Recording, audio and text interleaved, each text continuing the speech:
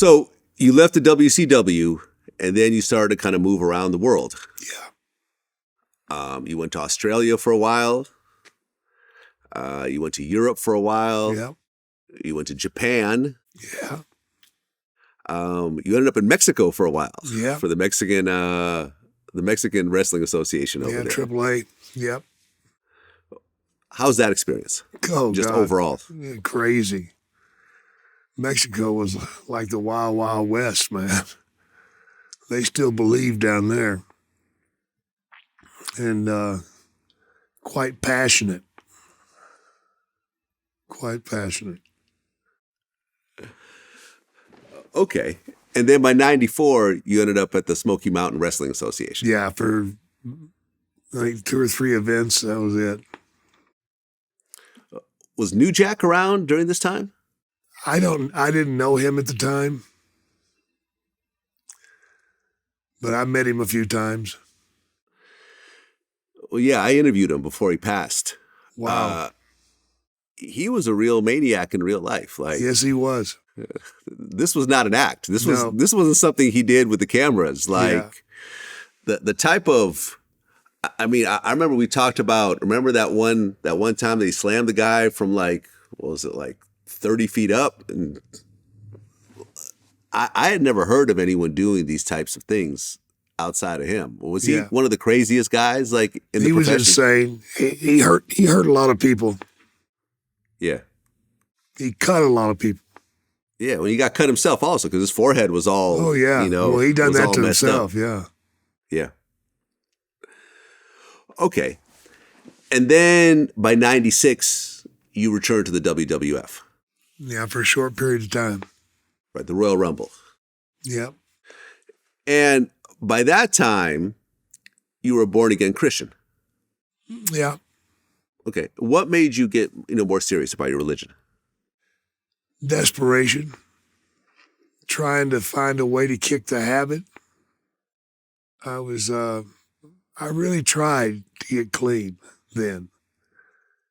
I was fairly successful, not totally, but fairly successful at it. But my failures, again, would just overwhelm me.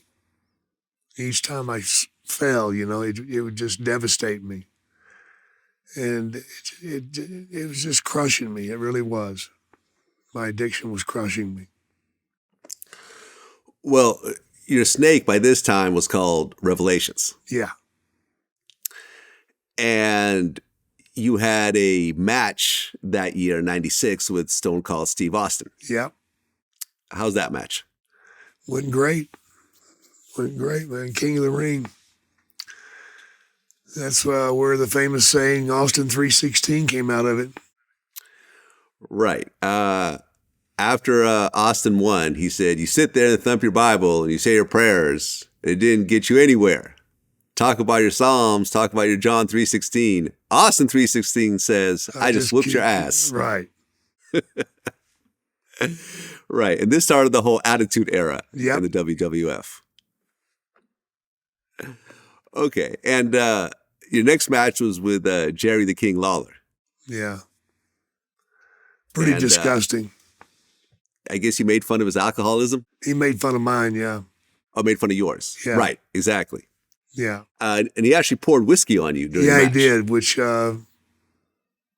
made for some tough feelings. Okay. Were you upset about that? You're fucking right I was. What happened afterwards? I had a few words with him. Okay. And then by 1997, you left the WWF again. Right. Okay, what happened with that? I just couldn't handle it. I couldn't handle it anymore. I couldn't handle the addiction. I couldn't handle the lying. I couldn't handle just the whole scene was just too much for me. I couldn't deal with it anymore. And then you had a relapse of the drugs again. Yeah. And that's when I went off the deep end for, a decade or so. Right, because your wife, Cheryl Haygood, actually divorced you right around that time. What was the final straw in that situation? alcohol and drugs. Yeah. That's what it's all about. Right. You know?